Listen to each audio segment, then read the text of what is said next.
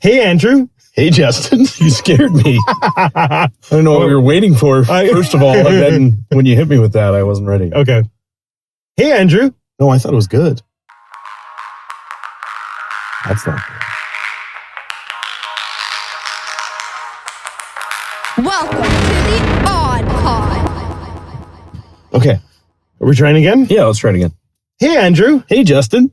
Well, we just finished game 2 of round 3 against Windsor, road to the Robertson, Episode number 11. 11. Oh my God. I So don't many even know. numbers. It's a lot. 2-1 victories, all that matters tonight. Yeah, it did. It almost looked like it might not be enough, but it was. That's true. That was enough. Oh, that was why do we have so many butt clenching games? I'll tell you, it almost wasn't enough because they hit the post in those dying minutes. Oh, they did. After Kitchener hit the double doink. The double dinker. The double poster. Yeah. I've never seen that on an empty netter. No, me either.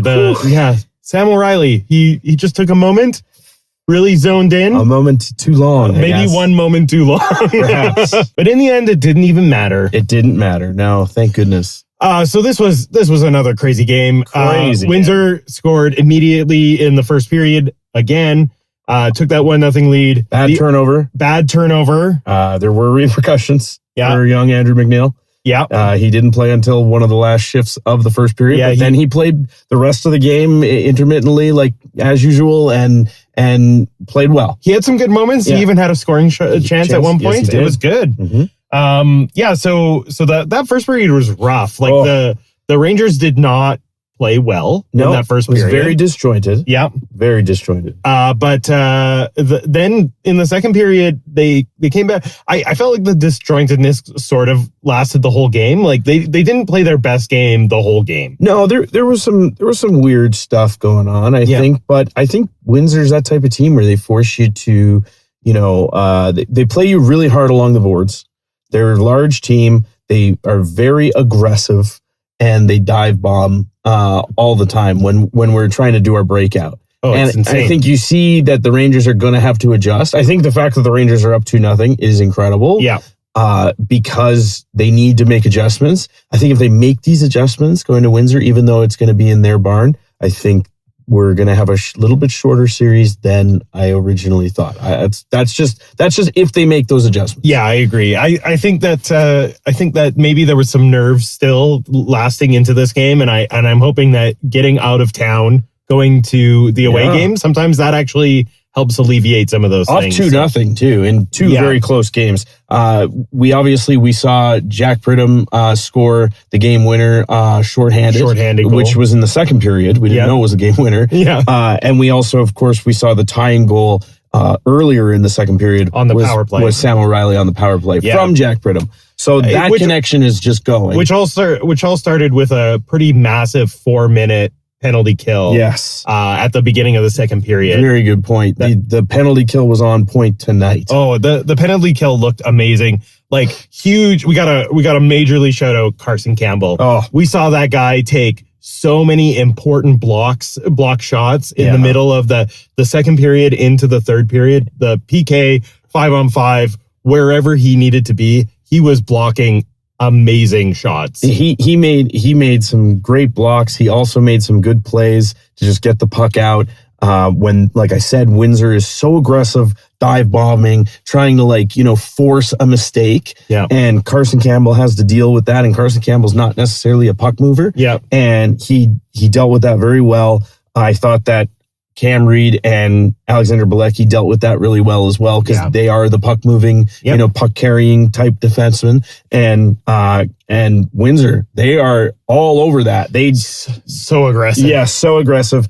But ultimately, the whole team were blocking shots when they needed to. Yeah. When you see Carson Campbell blocking that many shots, you've got to block shots. Yeah. Like Tanner Lamb took also an incredible shot off his ankle. Yeah. And he felt it, but he was back out there. It's playoffs, though. Do it. This is when you do it. Man, going back to Windsor being aggressive, like they're aggressive in while playing, but they're also aggressive while not playing. Oh, I know. They're a team that they want to be bullies. They want to push them around, but Kitchener's not going for it, and they're not reacting to it. I will say that I thought the officiating was much worse tonight than it was in game one. Back. Yeah, well, the great linesman. There was some weird stuff going on even with the linesman tonight. Yeah, but I was not a fan of the officiating tonight because it was inconsistent. It was really inconsistent. When they took, I think it was Dylan Edwards. I'm sorry if was it Sherratt? It was Sherratt when they broke his stick. Before the face-off? Yeah, so they broke his stick before the face-off. A Windsor player slashed it and broke it. Yeah. And they took both of them for unsportsmanlike conduct? Yeah. Come on. You don't take either, or you just take the guy who broke the stick. Yeah. Yeah. They also put Ando in the box when they were clearly trying to draw a penalty from Ando. They were trying to get him to instigate a fight.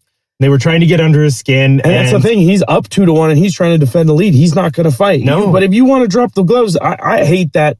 And then as soon as the officials get in there and break you up, then let me at him. Let him. You just could have socked him. Yeah. You know what I mean? You got your gloves up in his face and hit him and knocked him down. And now you're taking a penalty and now you're going to the box. Now you want to fight. Yeah. Just give me a break. Give me a break. It's head games. It's not working. They're down 0-2. And I have to say, they're down 0-2 because Christian Kirsch is playing every bit as good as Joey Costanzo. Oh, totally. He is saving, there are moments where he is the difference maker in this series.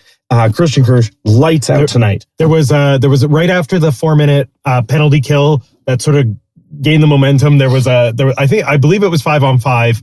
There was a great shot on Kirsch and he just flashed the leather and you could feel everyone around us was just like, okay, we're okay. Yeah. We're okay. Yeah. We're okay. He's just steady as it comes. It's exactly what you need with the question marks that have been around him somewhat, and not from the AudPod, but just from Rangers Nation.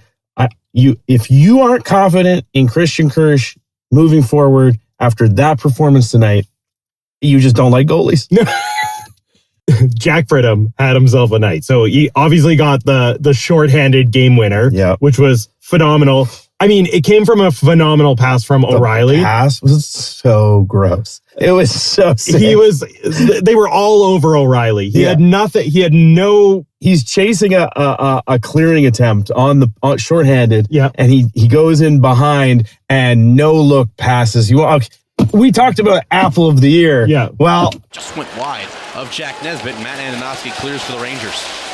And O'Reilly trying to get free. Fibiger held his stick. Here's the tackle. Short-handed for the Rangers.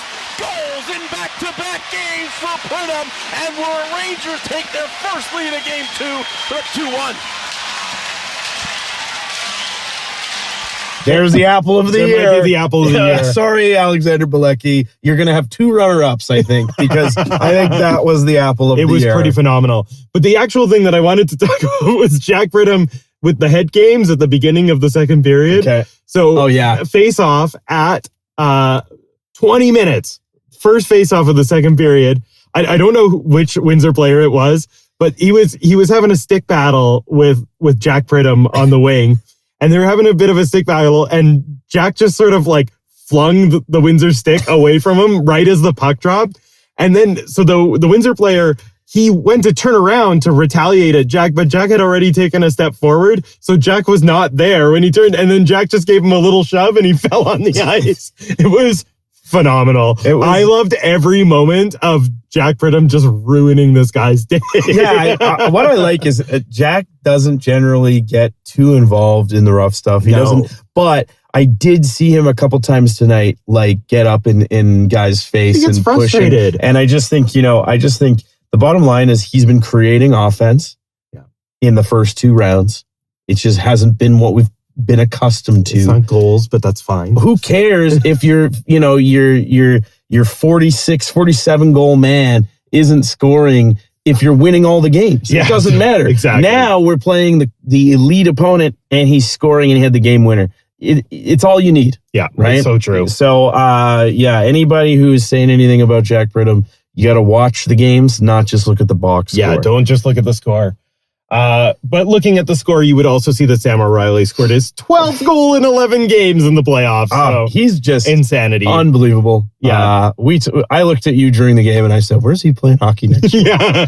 Is it NCAA or is he still a Kitchener Ranger? I don't know. I don't remember if he signed or not, but dear God, I hope he's a Kitchener Ranger. Oh, next man. year. Yeah. Man. Yeah, I could another 68 games of Sam O'Reilly. If I could get Humphreys and Sam O'Reilly to play together here next year in their OA season. Oof. Well, we must hatch a scheme. We must go now and hatch a scheme to keep them in Kitchener. Okay. So we're back tomorrow. I know. Monday night. Turnaround. You're listening to this. You have less than 24 hours to listen to this. Because there's less than 24 hours at this moment. 7 p.m. Monday, Game 3 in Windsor. The WFC?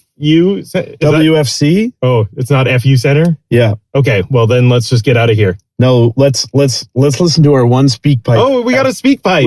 Yeah. Okay, this is from Mark, and this has not been pre-screened, so it could say anything. Hey, Andrew. Hey, Justin. What a game by Gabriel Sherratt. Probably one of his best games he's played. He was solid. Kirsch stood on his head. What a game.